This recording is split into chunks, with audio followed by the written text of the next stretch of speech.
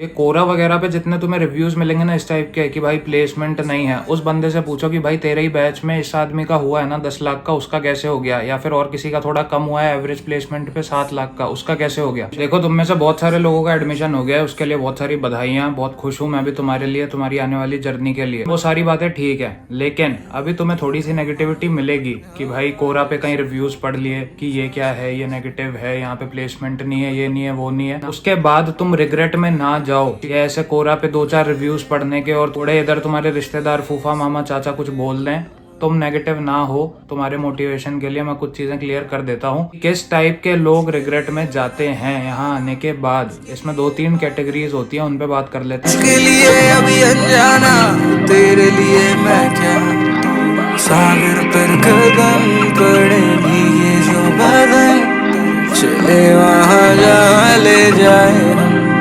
जहाँ ले जाए। दिन डूबा जाए, डूबा डूबा मेरा दिल जो दिखाए, आशिकी की ये कसम तू खिलाए।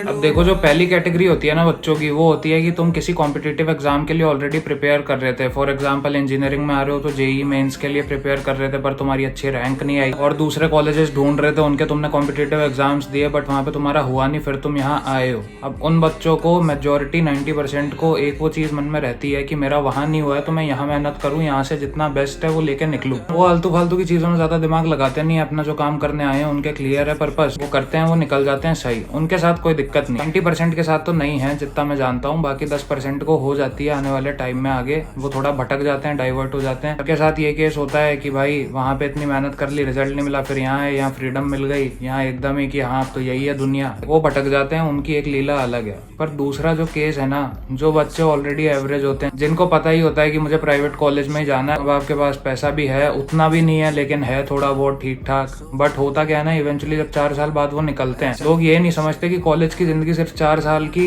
वही नहीं है, उसके बाद शुरू हो रही है प्लेसमेंट वगैरह। और उसके बाद जब तुम उस टाइम पे लोगों को चीजें करते हुए देखोगे कि कोई मास्टर्स कर रहा है, कि अच्छी नौकरी कर रहा है, कुछ कर रहा है, तब तुम्हें वो बहुत डिप्रेशन वाले थॉट्स आने लग जाएंगे। तो एक बहुत बड़ा डार्क साइड है प्राइवेट कॉलेजेस का, मणिपाल, एसआरएम, वीआईटी, जितने भी बड़े नाम है, इनका सबका ये डार्क साइड है। क्योंकि सबके तो नहीं होते ना प्लेसमेंट, तो जो बच जाते हैं वो कौन होते हैं? वही होते हैं जो प्लान नहीं करते चीजें, फर्स्ट ईयर में चिल करते हैं और 4th ईयर तक उनकी पार्टियां खत्म नहीं हो रही होती। सारे मजे जरूरी है, सब जरूरी है, लेकिन first year, second year, after second year सबको सीरियस हो जाना चाहिए लाइफ में। कोरा वगैरह पे जितने तुम्हें रिव्यूज मिलेंगे ना इस टाइप के कि भाई प्लेसमेंट नहीं है, उस बंदे से पूछो कि भाई तेरे ही बैच में इस आदमी का हुआ है ना 10 लाख का, उसका कैसे हो गया? या फिर और किसी का थोड़ा कम हुआ है एवरेज प्लेसमेंट पे 7 लाख का, उसका कैसे हो गया? तेरा ही क्यों नहीं हुआ? उसके पास जवाब नहीं होगा। वो ये कभी नहीं बोलेगा कि मेरी गलती थी, मैंने पढ़ाई नहीं की, मेरी सीजीपीए कम थी, मैं बैठ नहीं पाया कैंपस प्लेसमेंट्स में, ये बातें नहीं बोलेगा वो इंसान। वो यही बोलेगा कि कॉलेज में कंपनीज नहीं आई।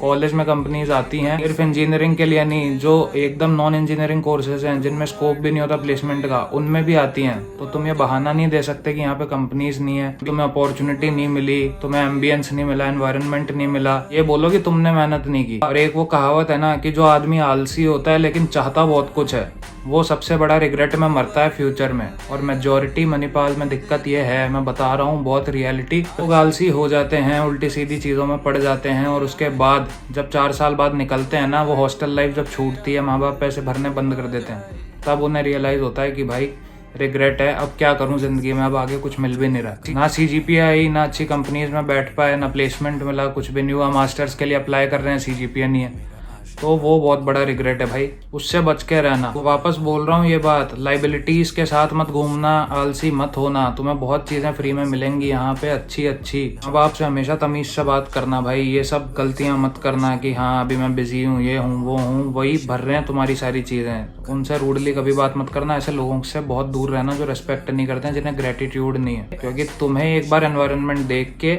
घूमेगा सर कि भाई कहाँ आ गया हूँ मैं, बढ़िया है यहाँ तो सब कुछ ही। और थोड़े लोग ऐसे हैं जो अच्छी बिजनेस फैमिलीज से हैं, पॉलिटिकल फैमिलीज से हैं, प्रिविलेज्ड फैमिली से हैं, मेरी तरह, मैं भी प्रिविलेज्ड फैमिली से हूँ, मैं हमेशा ये बात बोलता हूँ। तो हमारे जैसे लोगों को देख के अपना दिमाग मत घुमा लेना कि भाई इनके पास तो ऑलरेडी सब कुछ है ही, हमें भी ऐसा ही होना है। हम अगर नहीं करेंगे कुछ भी तो भी हमारे पास है, तुम्हें करना पड़ेगा। ये मैं बहुत हार्श रियलिटी बता रहा हूँ, कोई नहीं बताता, तुम्हें अपनी सिचुएशन पता है। मेरी ऑडियंस वो नहीं है कि भाई सब एलीट क्लास हैं यहाँ पे, सबके पास अंधी चीजें हैं, नहीं है।